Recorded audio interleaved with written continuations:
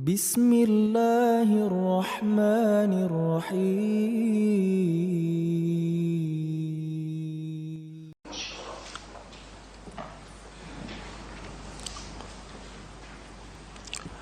Assalamualaikum warahmatullahi wabarakatuh.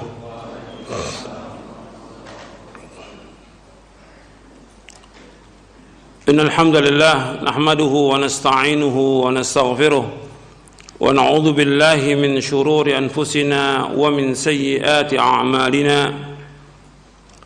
May yahdihillahu fala mudilla lahu wa may yudlil fala hadiya lahu. أشهد أن لا إله إلا الله وحده لا شريك له وأشهد أن محمدا عبده ورسوله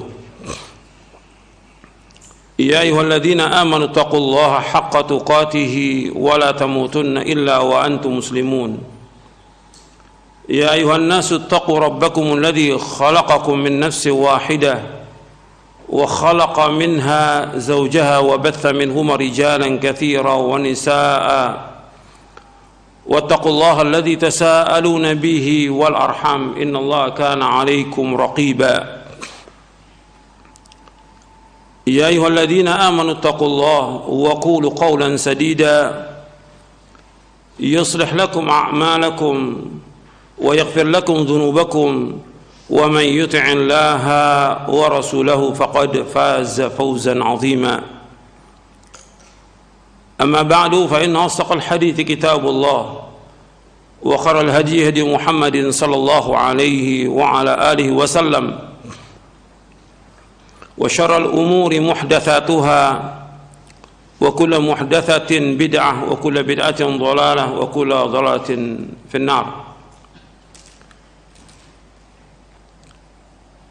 Kepada jamaah yang hadir yang mudah-mudahan dirahmati oleh Allah Ta'ala, dan kepada kaum muslimin pendengar Radio Roja dan pemirsa TV Roja yang mudah-mudahan dirahmati oleh Allah Ta'ala, dan kepada seluruh kaum muslimin dan muslimat yang mudah-mudahan dirahmati oleh Allah Ta'ala, alhamdulillah kita bersyukur kepada Allah Ta'ala atas segala nikmat yang Allah karuniakan kepada kita, nikmat Islam, nikmat iman, nikmat sehat, nikmat afiat, nikmat dijauhkan oleh Allah dari berbagai macam malapetaka, dan masih banyak lagi nikmat yang wajib kita syukuri. Ikhwani fiddin, a'azakumullah, dalam muqaddimah kajian ini saya ingin membawakan permasalahan yang penting yang berkaitan dengan iman kita, yaitu pembahasan tentang as-sidqu, tentang kejujuran. Ini penting karena kejujuran berkaitan dengan iman. Seorang mukmin dia wajib jujur dan wajib dia untuk berkata benar dan bersikap benar. Tidak boleh dia bohong. Ini kaitannya dengan masalah iman dan kaitannya dengan masalah akhlak. Orang beriman dia harus jujur. Orang beriman dia harus berkata yang benar, bersikap yang benar. Enggak boleh dia bohong. Seumur hidupnya enggak boleh dia bohong. Hatta dalam bentuk gurauan pun enggak boleh dia bohong. Ini yang diajarkan oleh Rasulullah sallallahu alaihi wasallam. Orang beriman harus jujur, nggak boleh bohong. Dan ini kaitannya panjang pembahasannya berkaitan dengan jujur. Maka Nabi SAW bersabda dalam hadis yang sahih yang diriwayatkan oleh Imam Ahmad, Bukhari dan Muslim dari sahabat Abdullah bin Mas'ud radhiyallahu anhu. Beliau bersabda sallallahu alaihi wasallam, "Alaikum bis-sidqi fa inna sidqa yahdi ila al-birr wa innal birra yahdi ila al-jannah wa la yazalu ar-rajulu yasduqu wa yataharra sidqa hatta yuktaba 'inda Allahi siddiqa wa iyyakum wal kadhiba fa innal kadhiba yahdi ila al-fujur wal fujur yahdi ila an-nar wala yazalu ar-rajulu yakdhibu wa yataharra al-kadhiba hatta yuktaba 'inda Allahi kadzdzaba. Akhrajahu Ahmad wal Bukhari wa Muslim. Dari sahabat Abdullah bin Mas'ud radhiyallahu an, beliau berkata, telah bersabda Rasulullah sallallahu alaihi wasallam, hendaknya kalian jujur, berkata yang benar, berkata yang jujur, bersikap yang benar. Karena jujur, berkata yang benar itu akan membawa kepada kebaikan-kebaikan, dan kebaikan itu akan membawa ke sorga. Dan tetaplah seorang itu jujur dan selalu berkata yang jujur sampai Allah tulis dia termasuk orang yang jujur. Dan jauhkan dari kamu dari dusta, dari perkataan yang bohong, dari dusta, karena dusta, bohong akan membawa manusia kepada keburukan, kejelekan, kejahatan. Dan kejelekan, keburukan, kejahatan akan membawa manusia ke neraka. Hadis ini sahih diriwayatkan oleh Imam Ahmad, Bukhari dan Muslim dari sahabat Abdullah bin Mas'ud radhiyallahu an. Ikhwan fi din, azakumullah. Masalah kejujuran ini masalah yang penting dalam kehidupan kita. Para anbiya war rusul, para nabi dan para rasul alaihi wassalatu wassalam, itu tidak pernah berbohong. Semuanya jujur. Semua nabi, dia jujur, benar, dan selalu membenarkan apa yang Allah turunkan. Apa aja yang Allah turunkan, semua yang gaib itu dia membenarkan. Tidak pernah membantah, tidak pernah mentakwil, tidak pernah yang lainnya. Allah menyebutkan dalam surah Maryam, wadhkur fil kitab Ibrahim innahu kana siddiqan nabiyya. Kata Allah, wahai Muhammad, sebutkanlah kepada mereka, ceritakan kepada umat ini di dalam Al-Quran tentang Nabi Ibrahim. Beliau adalah orang yang jujur, orang yang benar dan selalu membenarkan. Dan beliau seorang nabi. Itu di ayat 41-nya. Kemudian di ayat 54-nya Allah sebutkan lagi di surah Maryam, wadhkur fil kitab Ismail innahu kana sadiqal wa'di wa kana rasulan nabiyya. Dan engkau ceritakan kepada manusia ini di dalam Al-Quran tentang Ismail alaihi salatu wassalam. Kalau tadi tentang Ibrahim alaihi salatu wassalam, innahu kana sadiqal wa'di, beliau adalah orang yang jujur dalam berjanji, nggak pernah menyalahi janji, dan beliau seorang rasul dan seorang nabi. Kemudian lanjutannya Allah sebutkan, wa kana ya'muru ahlahu bis salati waz zakati wa kana 'inda rabbih mardiyya. Dan dia Ismail menyuruh istrinya, anaknya salat, mengeluarkan zakat, dan dia diredhoi oleh Allah Taala. Kemudian di ayat selanjutnya Allah sebutkan, wadhkur fil kitab Idris innahu kana siddiqan nabiyya wa rafa'nahu makanan 'aliyya. Dan sebutkan, ceritakan dalam Al-Quran tentang Idris, dia seorang yang jujur dan membenarkan, dan dia seorang nabi. Artinya semua nabi, semua rasul alaihi wasallam itu jujur, selalu membenarkan kebenaran, nggak pernah dusta. Apalagi Nabi kita Muhammad sallallahu alaihi wasallam, sejak masih kecil jujur, remaja jujur, nggak pernah dusta, dan juga amanah sampai diutus. Begitu juga sahabatnya Abu Bakar As-Siddiq, dikatakan As-Siddiq karena dia selalu jujur, benar, dan membenarkan. Seorang mukmin dia wajib membenarkan apa yang dibawa oleh Rasulullah sallallahu alaihi wasallam. Nggak boleh dia mendustakan dan nggak boleh bohong.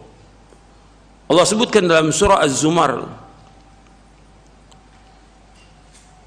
Allah berfirman, waladzi jaa bis-sidqi wa saddaqa bihi ulaika humul muttaqun. Dan orang yang membawa kebenaran dan membenarkannya, mereka adalah orang-orang yang takwa.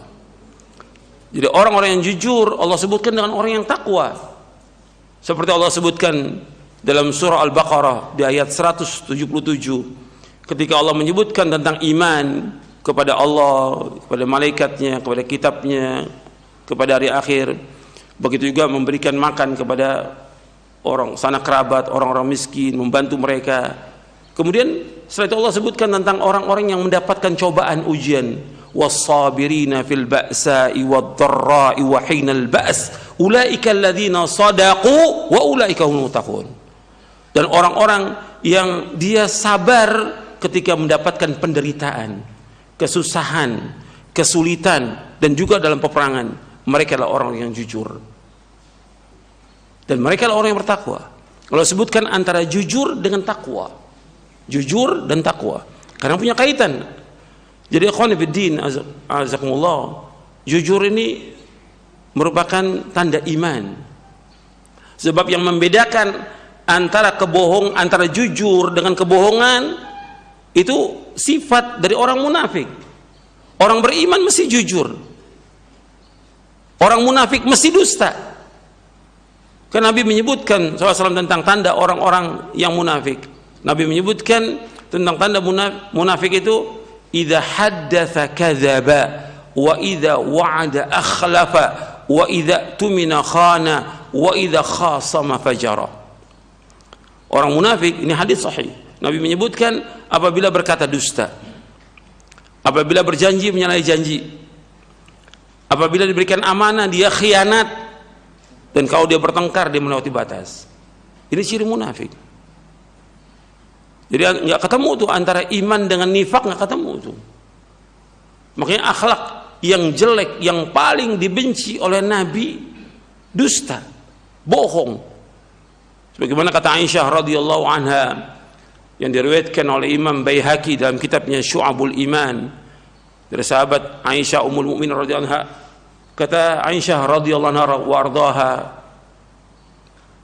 kana abghadal khuluqi ilaihi al-kadhibu, sesungguhnya akhlak yang paling dibenci oleh Nabi SAW adalah dusta, bohong. Hadis ini disahihkan oleh Syekh Albani dalam Sahih Jami'us Shaghir dan dalam silsilah ahadits as-sahihah. Akhlak yang paling dibenci yaitu dusta. Jadi nggak boleh seorang itu dusta, bohong, nggak boleh, harus jujur. Ini kalau kita bahas panjang berkaitan dengan jujur ini, berkaitan dengan ayat Al-Quran, berkaitan dengan hadis Nabi. Seorang mukmin kalau sudah datang ayat-ayat Al-Quran dan hadis Nabi, kewajiban dia untuk membenarkan, nggak boleh mendustakan, nggak boleh mentakwil. Allah menyebutkan dalam Al-Quran, Ar-Rahmanu al-Arshistawa, Allah istiwa di atas arsy. Allah istiwa di atas. Kewajiban kita membenarkan, nggak boleh kita bahas arsy itu kan tempat, Allah tidak membutuhkan tempat. Siapa yang mengajarkan seperti itu? Allah menjelaskan bahwa Allah istiwa di atas arsy, selesai sudah. Seorang mukmin wajib membenarkan ayat ini, bahwa Allah istiwa di atas, nggak boleh takwil, nggak boleh takwil. Jangan kemudian mencari lagi kebohongan. Oh, makna istiwa menurut bahasa arti berkuasa, nggak pernah ada dalam bahasa Arab. Istiwa diartikan dengan berkuasa, istaulah, nggak pernah ada, dan tidak ada dalam bahasa Arab seperti itu, tidak pernah ada. Ini kan kebohongan. Allah menyebutkan bahwa Allah Aliyun Azim, maha tinggi, wa huwal Aliyul Azim. Sifat dzatiyah bagi Allah, Allah itu tetap tinggi, azali wa abadi. Ini sifat dzatiyah bagi Allah, sifat ulu. Kita wajib menetapkan. Ayat-ayat banyak, ratusan ayat, belum lagi hadis Nabi SAW. Begitu juga tentang hadis jariyah. Hadis jariyah, seorang budak yang akan dimerdekakan oleh Muawiyah bin Hakam As-Sulami radhiyallahu an. Dibawa kepada Rasulullah budak ini ketika akan dimerdekakan. Ditanya oleh Rasulullah, "Aina Allah?" Di mana Allah? "Fis sama," di atas langit. "Wa man ana?" Siapa aku? "Anta Rasulullah," engkau Rasulullah. Kata Rasulullah SAW, a'tiqha fa innaha mu'minah. Merdekakan dia karena seorang mukmin. Hadis sahih. Diriwayatkan oleh Imam Muslim dan yang lainnya. Sahih di sini. Bahkan Imam Syafi'i membawakan hadis ini di dalam kitabnya di dalam kitabnya Ar-Risalah. Imam Syafi'i membawakan hadis ini tentang hadis jariah, di mana Allah di langit. Nah, kemudian ada orang-orang yang mengatakan maknanya bukan begitu, maknanya begini. Ini kan dia mendustakan apa di sini? Al-Quran, dan mendustakan hadis Nabi. Hukumannya berat, bukan masalah kecil. Kemudian dia membohongi umat dengan seperti itu. Ini masalah besar, ini bukan masalah kecil. Masalah jujur, dan masalah membenarkan.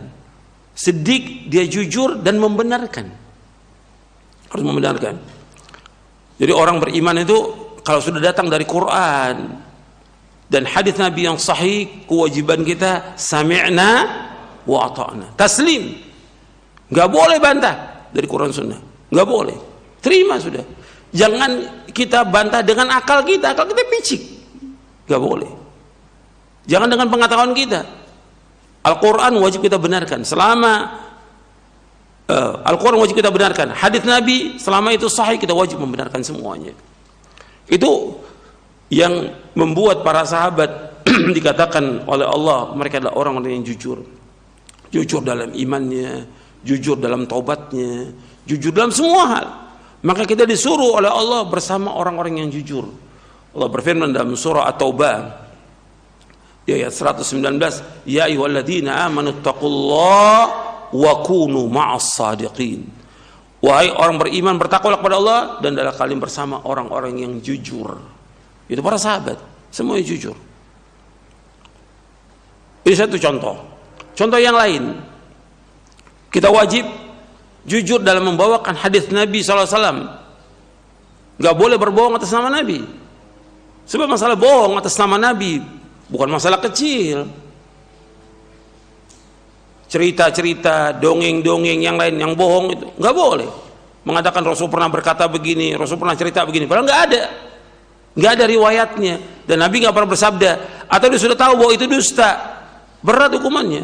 Dalam hadis yang mutawatir Nabi bersabda sallallahu alaihi wasallam, man kadzaba alayya muta'ammidan falyatabawwa maq'adahu minan nar. Barang siapa yang berdusta atas namaku dengan sengaja, maka hendaklah ia menempatkan tempat duduknya neraka. Gak boleh kita bawakan riwayat-riwayat yang dhaif, apalagi yang palsu. Kalau kita sudah tahu itu lemah, sudah tahu bahwa itu palsu, gak boleh kita bawakan. Berdusta nama Nabi tempatnya di neraka. Man kadzaba alayya falyalijin nar. Barang siapa yang berdusta namaku, kata Nabi SAW, hendaklah ia masuk ke neraka. Bukan masalah kecil. Jadi nggak boleh orang berbohong atas nama Nabi SAW, membawakan riwayat-riwayat padahal udah jelas ini nggak benar, nggak ada. Tapi karena dia ingin membenarkan perbuatan dia yang syirik dan bid'ah, untuk mendukung perbuatan syirik dan bid'ah dibawakan riwayat-riwayat yang dusta dan palsu banyak. Itu atas nama Nabi, nanti atas nama sahabat, nanti atas nama Imam Syafi'i. Kadang-kadang di sini Syafi'iyah sama Imam Syafi'i. Imam Syafi'i mengatakan disunahkan mengadakan tahlil. Dari mana? Gak pernah ada. Baca semua kitab Imam Syafi'i. Bahkan Imam Syafi'i membenci perbuatan itu. Banyak berbohong atas Imam Syafi'i, banyak sekali orang berbohong atas nama Imam Syafi'i. Dia nggak baca kitabnya. Dan masih banyak lagi berbohong atas nama umat ini. Jadi ikhwan fillah, masalah bohong ini masalah besar karena berkaitan dengan nifak, kemunafikan, dan nggak bisa ketemu tuh antara iman dengan nifak, nggak bisa ketemu.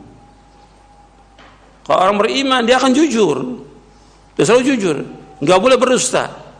Sampai dalam kita berbicara di antara kita juga nggak boleh bohong. Atau kadang-kadang dia dakwah sengaja untuk membuat orang tertawa, dia berbohong. Dalam hadis yang diriwayatkan oleh Imam At-Tirmidzi, dan hadis ini hasan, Nabi bersabda SAW, wailun liman yuhadithu fayakdziba liyudhika bihil qawma wailun la thumma wailun la. Celaka bagi orang yang dia menyampaikan hadis atau dia cerita yang dia berdusta, supaya apa? Supaya orang tertawa. Celaka orang itu dan celaka orang itu. Perhatikan, nggak boleh dusta. Orang beriman tidak boleh dusta. Dan antum ajarkan juga anak-anak antum jangan dusta. Kalau memang salah, akui salah, tapi jangan bohong. Jangan bohong. Ini banyak sudah kebohongan orang ini. Banyak kaum muslimin yang bohong. Itu tinggalkan itu. Taubat kepada Allah. Taubat. Jangan bohong lagi. Dan terus dalam semua hal kita harus jujur. Seorang mukmin dia harus jujur. Berkaitan dengan iman juga ini, ikhwan fiddin, azakumullah. Berkaitan dengan ujian juga, kita diuji iman kita oleh Allah. Tapi harus jujur, jangan bohong. Iman kita benar enggak ini? Orang beriman. Kalau beriman, laksanakan perintah Allah, jauhkan larangannya. Jangan takut. Orang beriman enggak boleh takut. Harus jujur imannya dengan melaksanakan perintah Allah, menjauhkan larangannya. Ini sekarang banyak orang dapat ujian, cobaan, Anda mulai itu enggak jujur dia. Mulai menakut-nakuti orang. Soal berjamaah ditakuti, nanti nular penyakit segala macam. Akhirnya orang enggak sholat. Ini enggak jujur dia. Enggak jujur. Jadi perhatikan, kejujurannya penting. Dan nanti akan bermanfaat. Orang yang jujur itu akan membawa manusia ke sorga. Dan Allah sebutkan di akhir surah Al-Maidah, qala Allah hadza yauma yanfa'us shadiqina sidquhum. Sekarang ini bermanfaat orang-orang yang jujur kejujurannya. Ketika mereka masuk sorga, lahum jannat, bagi mereka sorga yang mereka kekal dalamnya selama-lamanya. Allah redha pada mereka. Jadi jujur ini penting dalam semua keadaan. Aman, tidak aman, ada musibah, enggak ada musibah, harus jujur kita. Iman kita harus jujur untuk melaksanakan perintah Allah, menjauhkan larangan, membenarkan semua perintah Allah. Jadi ikhwan fillah, azakumullah, ini penting yang perlu saya sampaikan berkaitan dengan jujur. Dan ini kalau kita bahas panjang, untuk jujur kepada keluarga, jujur juga kepada masyarakat, jujur kepada umat. Ini banyak yang orang harus memperbaiki diri, karena banyak udah yang bohong. Kalau kita mau bahas lagi, para dai, para ustadz, banyak yang tukang bohong. Tukang bohong. Dia membohongi dirinya, membohongi umat. Tadi itu mendustakan Quran, dia bohongi umat. Gak boleh dalam Islam seperti itu. Harus jujur. Gak boleh dia bohong selama-lamanya. Ini yang perlu saya sampaikan berkaitan dengan jujur dan bohong. Dan antum ingat, masalah jujur akhlak yang mulia, masalah bohong akhlak yang jelek, akhlak yang rendah, akhlak yang paling dibenci oleh Nabi SAW, yaitu bohong. Kana abghadul khuluqi ilaihil kadhib. Akhlak yang paling dibenci oleh Nabi adalah bohong. Ini hadis hasan diriwayatkan oleh Imam Baihaqi dalam kitabnya Syu'abul Iman. Ya, sampai sini dulu untuk mukadimahnya. Sekarang kita akan lanjutkan kajian kita dari syarah akidah Ahlussunnah wal Jamaah.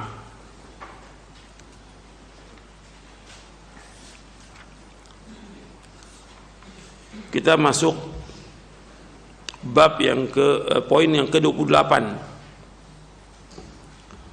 berkaitan dengan Dajjal.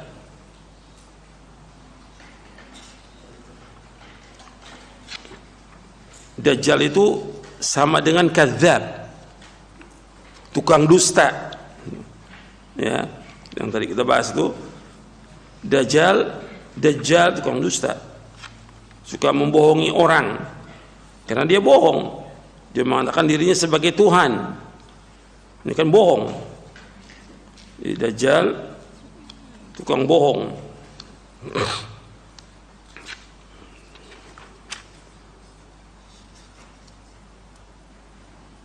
Maka Nabi ketika menyebutkan nanti ada orang-orang yang mengaku menjadi Nabi, disebutkan oleh Nabi, Dajjaluna kadzabun. Dajjalun kadzabun. Nanti akan ada orang-orang mengaku menjadi Nabi 30 orang. 30. Dajjalun kadzabun. 30.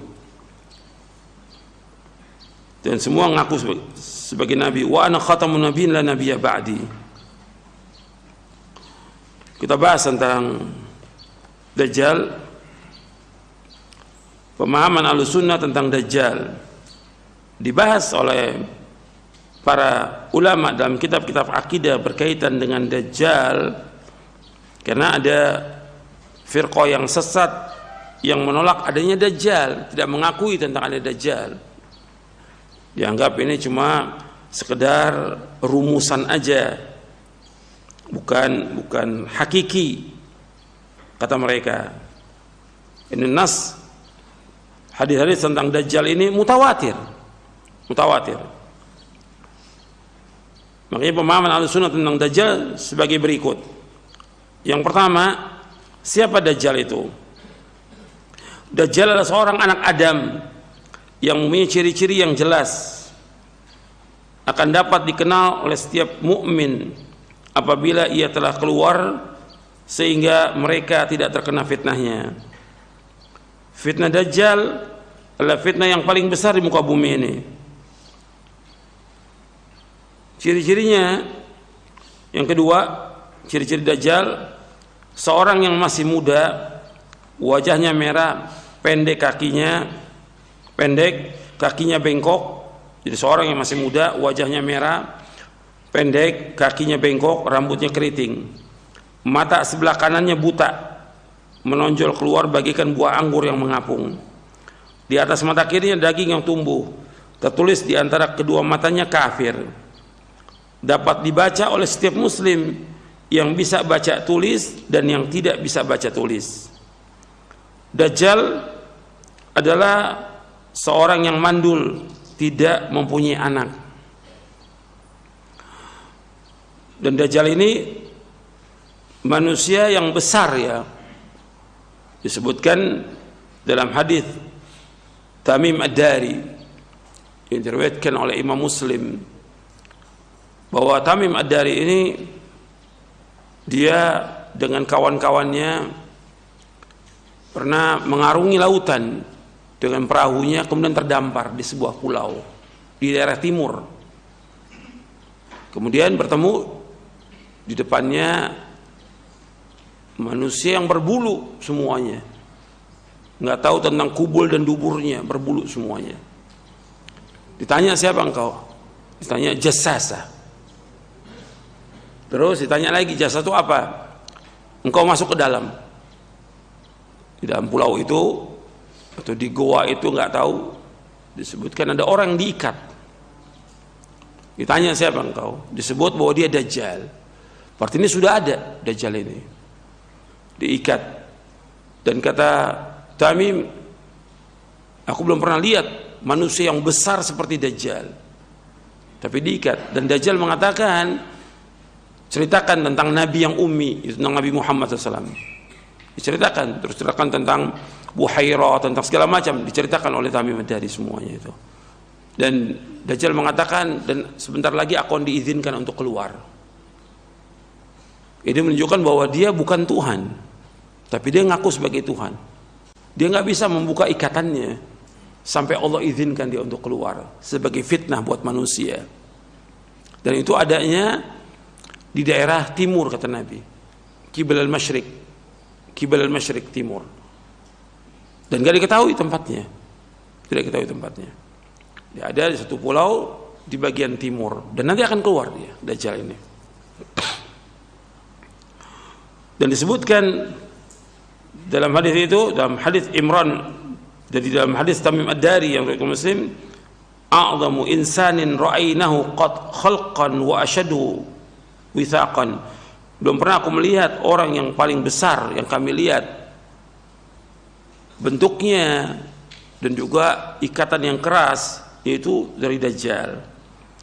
Begitu juga disebutkan dalam hadis Imran bin Husain bahwa ma baina khalqi Adam ila qiyamis sa'a khalqun akbar min Dajjal.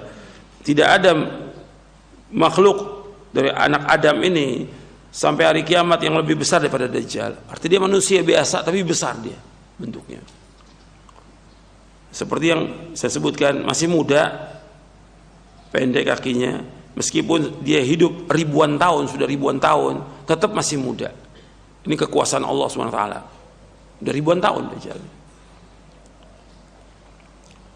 Kemudian disebutkan dalam hadis Nabi SAW, ma min nabiyyin illa waqad anzara ummatahu al-a'war al-kadzdzab ala innahu a'war wa inna rabbakum laysa bi'a'war maktubun baina ainai kafir yaqra'uhu kullu muslimin. Tidak ada seorang nabi pun kecuali telah memperingatkan umatnya tentang Dajjal yang buta sebelah lagi pendusta. Ketahuilah bahwa Dajjal matanya buta sebelah, sedangkan Rabb kalian tidak buta sebelah. Tertulis di antara kedua matanya kafir, yang bisa dibaca oleh setiap muslim. Perhatikan di sini, bisa dibaca oleh setiap muslim. Berarti orang kafir nggak bisa baca. Orang kafir nggak bisa baca. Orang munafik nggak bisa baca. Yang bisa baca orang muslim. Dalam riwayat Imam Ahmad, ini riwayat Bukhari, Muslim, Abu Daud, Tirmidzi, Ahmad dan yang lainnya, dari sahabat Anas bin Malik. Dalam riwayat Ahmad, tulisan kafir dapat dibaca oleh setiap muslim yang bisa baca maupun yang tidak bisa baca. Yang ketiga, tempat keluarnya Dajjal. Dajjal akan muncul dari arah timur, dari Khurasan. Khurasan itu meliputi Iran, Afghanistan, Tajikistan dan yang lainnya itu. Itu daerah yang disebut dengan Khurasan. Dan ini munculnya di daerah Iran Timur dan akan diiringi oleh 70 orang Yahudi. Asbahan sebuah kota yang di tengah Iran. Ini hadisnya hasan, diriwayatkan oleh Muslim dan Ahmad dari sahabat Anas bin Malik.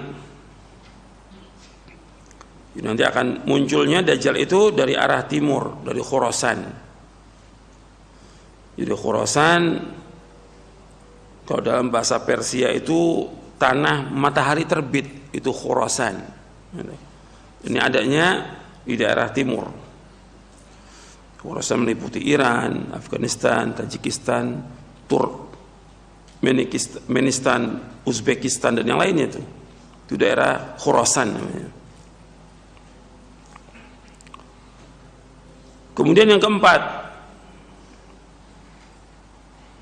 tempat yang dimasuki Dajjal.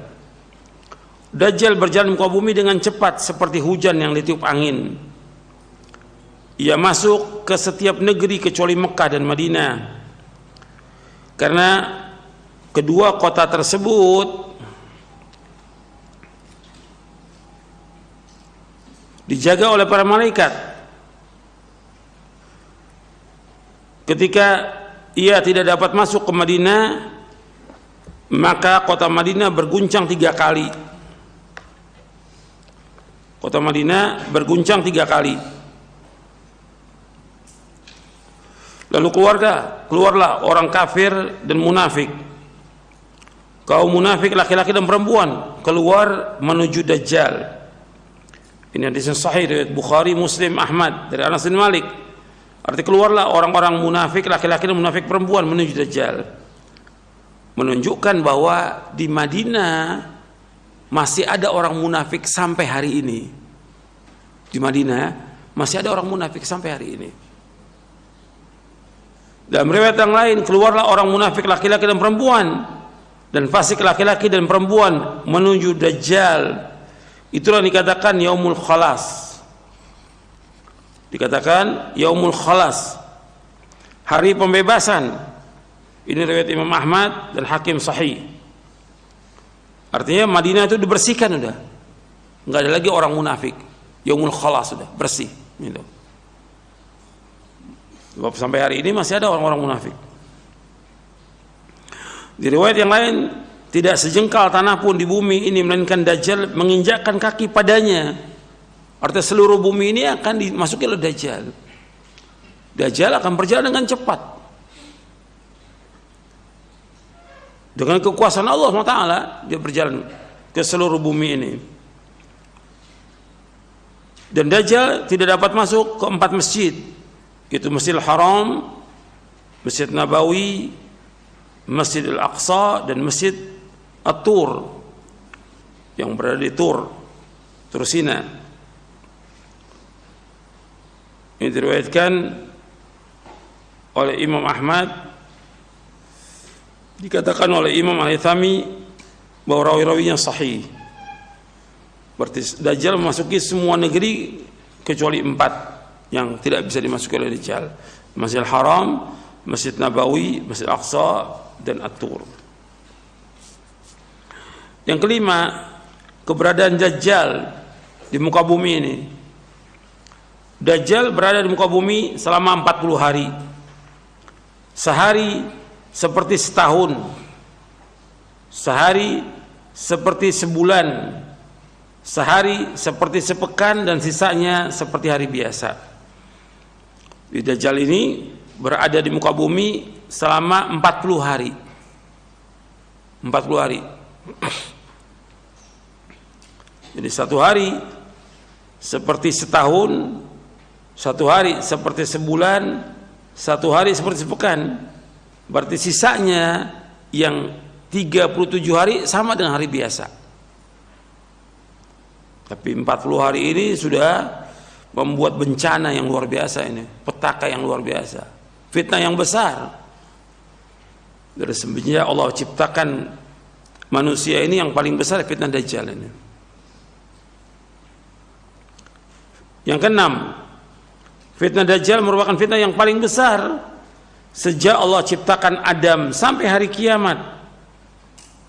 Di sini sahih riwayat Muslim dari sahabat Imran bin Husain. Dajjal membawa 2 sungai yang mengalir.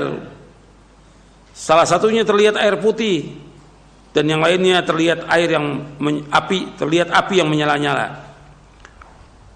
Jadi Dajjal ini membawa air putih dan juga api dibawa oleh Dajjal ini. Apabila seorang mendapatkan hal itu, ia masuk ke sungai yang tampaknya api, pejamkan mata, tundukkan kepala, minumlah. Itu adalah air yang sejuk. Ini riwayat Muslim dari sahabat Hudzaifah radhiyallahu an. Dajjal mengaku sebagai Tuhan, menyuruh hujan untuk turun, lalu turun. Menyuruh bumi untuk menumbuhkan tanaman, lalu tumbuh tanaman. Dajjal menghidupkan orang mati dan yang lainnya sebagai fitnah bagi kaum muslimin. Ini perhatikan, ini fitnah ya, fitnah Dajjal. Jadi Dajjal itu bisa sekarang ini hujan turun hujan. Suruh bumi tumbuh, langsung tumbuh, saat itu juga tumbuh. Ini fitnah. Ini fitnah Dajjal. Makanya dia mengaku sebagai Tuhan dan orang banyak tertipu dengan Dajjal. Ini fitnah yang besar. Yang sudah jelas bahwa Dajjal ini diikuti, diiringi oleh 70.000 orang Yahudi dari Asbahan. Dan ada orang-orang yang kemudian tertipu, yang kaum muslimin yang dia tidak menjaga dirinya, ya tertipu, ikut Dajjal. Waliyatubillah, sama-sama afiyah. Yang ketujuh, dibunuhnya Dajjal. Dajjal akan dibunuh oleh Nabi Isa alaihissalatu wassalam di Bablud, di desa yang dekat dengan Palestina, di Bablud.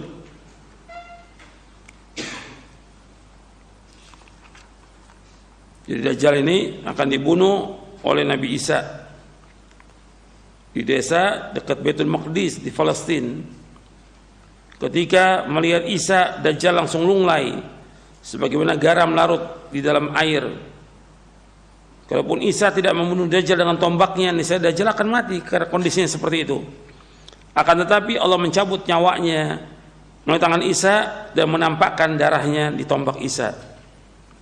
Jadi yang mampu membunuh Dajjal itu hanya satu, itu Nabi Isa alaihissalam. Ada yang berkaitan dengan Dajjal yang disebutkan dalam hadis-hadis Nabi yang sahih, itu berkaitan dengan Ibnu Sayyad. Ibnu Sayyad itu ada di masa Nabi SAW. Anaknya orang Yahudi, Ibnu Sayyad, dan dia masuk Islam. Tapi dia memang terpengaruh oleh syaitan, yang kemudian dia kadang-kadang mengatakan apa yang dikabarkan oleh setan. Ibnu Sayyad ini, Nabi tidak memberikan penjelasan tentang Ibnu Sayyad itu siapa. Tapi sahabat sebagian mengatakan dia Dajjal. Sahabat, mungkin sahabat ini belum tahu riwayat atau kisahnya Tamim Ad-Dari, karena beda. Kalau Dajjal tidak punya anak, kalau Ibnu Sayyad punya anak. Ibnu Sayyad dia berangkat haji bersama Abu Sa'id Al-Khudri, sedangkan Dajjal tidak, kafir Dajjal. Jadi masalahnya, kata Imam An-Nawawi tentang Ibnu Sayyad, masalahnya muskilah wa amru mustabih. Jadi membingungkan soal Ibnu Sayyad ini. Tapi tetap bukan Dajjal. Sebagian sahabat mengatakan Dajjal.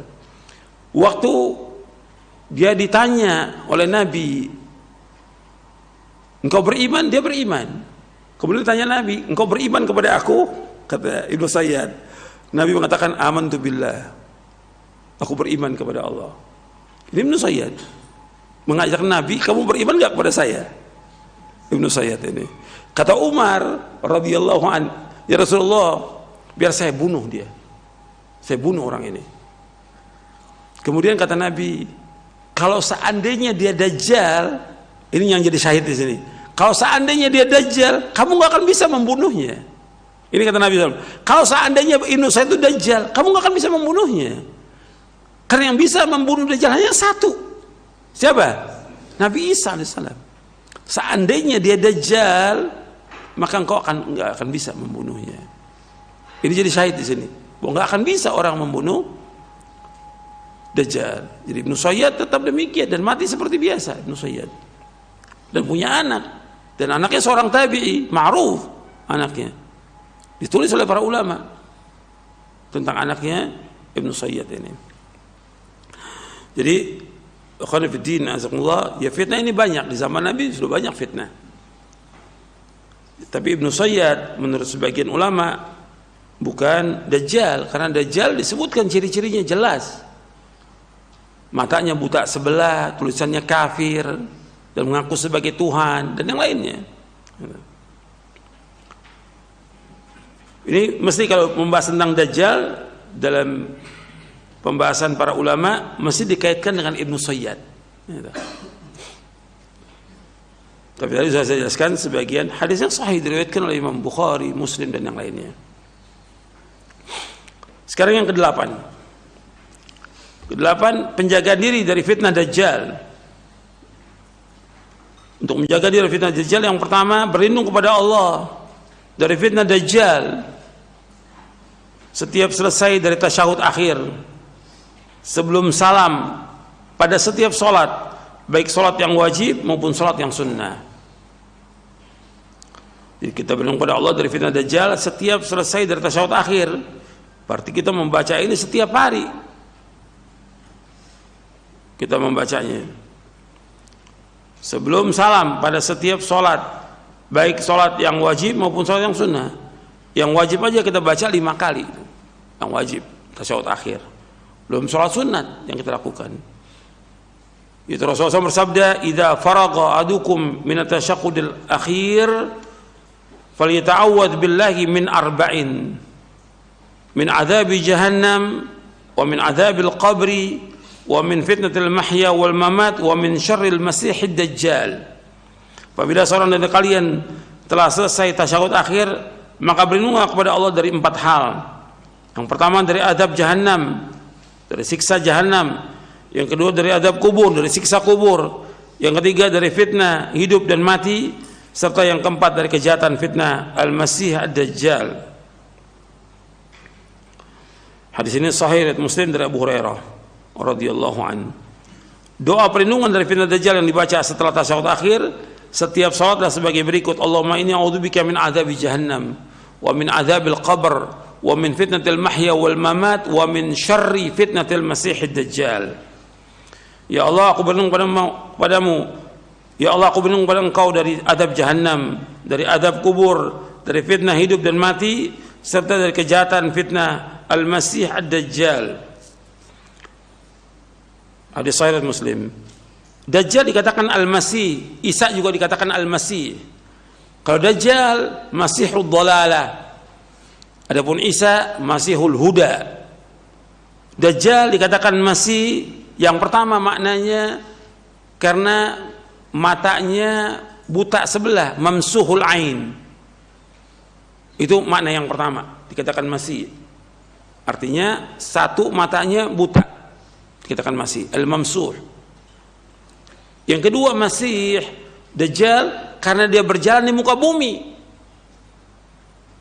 mengelilingi dunia ini, masuk kecuali 4 tempat yang dia nggak bisa masuk, maka dikatakan Masih. Adapun Nabi Isa alaihissalam dikatakan Masih, Isa al-Masih, karena dia membawa kepada petunjuk. Yang kedua, Nabi Isa mengobati orang yang sakit dan sembuh. Diusap orang yang sakit, yang buta, dia melek lagi. Kemudian yang kena penyakit belang diusap, sembuh dia. Yang mati diusap, bangun, hidup dengan izin Allah. Allah sebutkan dalam Al-Quran, Nabi Isa menghidupkan orang yang mati. Masih. Dajjal juga bisa menghidupkan orang yang mati, dia hidup lagi. Dajjal. Jadi beda. Ini masih Nabi Isa Masihul Huda, ini Masihud Dhalalah, Masih Dajjal. Dua hadis di atas kita lanjutkan. Dua hadis di atas menjelaskan disyaratkan membaca doa perlindungan dari 4 perkara ini. Itu Allahumma inni a'udzubika min adzabi jahannam wa min adzabil qabr wa min fitnatil mahya wal mamat wa min syarri fitnatil masiihid dajjal. Kemudian juga tasyahud akhir, tempat untuk berdoa. Jadi dari 2 hadis ini, yang pertama disyaratkan membaca doa perlindungan dari 4 perkara. Yang kedua, tasyahud akhir, tempat untuk berdoa. Yang ketiga, menetapkan adanya azab neraka jahanam. Yang keempat, menetapkan tentang adanya azab kubur. Yang kelima, menetapkan adanya fitnah hidup dan mati. Yang keenam, fitnah yang besar lah, fitnahnya Dajjal. Jadi ketika kita ingin menjaga diri dari fitnah Dajjal, yang pertama berlindung diri dari fitnah Dajjal dengan membaca ini setiap kita sholat. Allahumma inni a'udzubika min adzabi jahannam wa min adzabil qabr wa min fitnatil mahya wal mamat wa min syarri fitnatil masiihid dajjal. Yang kedua, untuk menghindari diri fitnah Dajjal, menghafal 10 ayat yang pertama dari surah Al-Kahfi. Menghafal 10 ayat yang pertama dari surah Al-Kahfi. Rasulullah SAW bersabda, "Man hafidha 10 ayatin min awwali suratil Kahfi, usima minad Dajjal." Barang siapa yang hafal 10 ayat pertama dari surah Al-Kahfi, dia terjaga dari fitnah Dajjal. Barang siapa yang hafal 10 ayat pertama dari surah Al-Kahfi, dia akan terjaga dari fitnah Dajjal. Ini hadis sahih diriwayatkan oleh Imam Muslim, Abu Daud, dari sahabat An-Nawas bin Sam'an. Hadis ini sahih riwayat Muslim dan Ahmad dari sahabat Abu Darda, afwan. Jadi man hafidha 10 ayatin min awal surah Al-Kahfi usima min Dajjal. Barang siapa yang hafal 10 ayat yang pertama dari surah Al-Kahfi, dia terjaga dari fitnah Dajjal. Ini hadisnya sahih riwayat Muslim. Riwayat Muslim dan Ahmad dari sahabat Abu Darda radhiyallahu anhu. Ini bisa dilihat dalam silsilah hadits as-sahihah di juz yang kedua. Jadi kita dianjurkan untuk hafal 10 ayat yang pertama dari surah Al-Kahfi. Dan ini hafal, disebutkan hafal. Ada riwayat menyebutkan akhir surah Al-Kahfi, tapi para ulama ahli hadis mengatakan riwayatnya syadz, ganjil riwayatnya. Yang sahih, yang terpelihara yaitu awal surah Al-Kahfi, bukan 10 ayat di akhir, bukan, awal. Dikuatkan dengan hadis yang lain dalam riwayat yang lain, riwayat Muslim juga dan Abu Daud dari sahabat Nawas bin Sam'an, "Faman adrakahu minkum falyaqra alaihi fawatiha suratul Kahfi fa innaha jiwarukum min fitnatihi." Kata Nabi SAW, barang siapa di antara kalian yang mendapati atau bertemu dengan Dajjal, maka bacakanlah beberapa ayat pada awal surah Al-Kahfi, karena sesungguhnya itu akan melindungi kalian dari fitnah Dajjal. Ini riwayat Muslim dan Abu Daud dari sahabat Nawas bin Sam'an Al-Kilabi. Hadis ini sahih. Jadi dua hadis ini menjelaskan bahwa kita dianjurkan untuk menghafal 10 ayat yang pertama dari surah Al-Kahfi. Dan seandainya kita hafal dan pada saat itu kita mengalami masa keluarnya Dajjal, kita bisa membacakan 10 ayat ini. Itu akan terhindar dari fitnahnya Dajjal. Yang ketiga, yaitu menjauhi tempat fitnah dan tidak mengikutinya. Menjauhi tempat fitnah dan tidak mengikutinya. Yang keempat, tinggal di Mekah dan Madinah. Yang keempat, tinggal di Mekah dan Madinah. Imam An-Nawawi rahimahullah dalam Syarah Muslim menukilkan perkataan Qadhi Iyad berikut ini. Kata beliau, hadis-hadis tentang Dajjal merupakan hujjah Ahlussunnah tentang kesahihan adanya Dajjal, bahwa ia merupakan sosok tertentu yang dengannya Allah menguji para hambanya. Artinya ada wujudnya, sebab ada kelompok yang tidak percaya dengan Dajjal, apakah itu Mu'tazilah maupun yang lainnya, nggak percaya dia. Jadi kalangan-kalangan yang menolak ini ya, Khawarij, Jahmiyah dan juga Mu'tazilah. Kata Al-Qadhi Iyad, dilanjutkan di sini oleh Imam Nawawi, kata Qadhi Iyad, Allah membekalinya dengan kemampuan untuk melakukan banyak hal. Itu Dajjal ini, seperti menghidupkan mayat yang telah dibunuhnya. Dajjal ini seolah dapat menciptakan segala kemewahan dunia, sungai-sungai, surga dan neraka, tunduknya segala kekayaan bumi padanya, memerintahkan langit untuk menurunkan hujan maka terjadilah hujan, memerintahkan bumi untuk menumbuhkan tumbuhan maka tumbuhlah. Semua itu atas kehendak Allah. Kemudian Dajjal itu akan dilemahkan sehingga tidak mampu untuk membunuh seorang pun juga dan membatalkan perintahnya. Akhirnya terbunuh di tangan Isa bin Maryam alaihi salatu wassalam.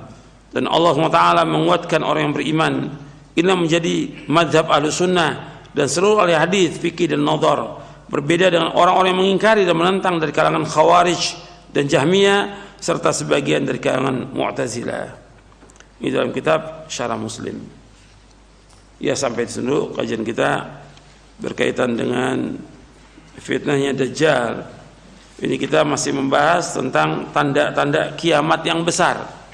Pembahasan kita masih membahas tanda-tanda kiamat yang besar karena dibahas oleh para ulama dalam kitab akidah, maka kita bahas dalam syarah akidah Ahlussunnah wal Jamaah.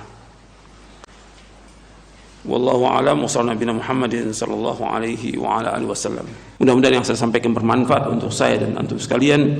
Wa sallallahu nabiyana Muhammadin sallallahu alaihi wasallam, subhanallahi bihamdik, asyhadu an la ilaha illa anta astaghfiruka wa atubu ilaik. Assalamualaikum warahmatullahi wabarakatuh.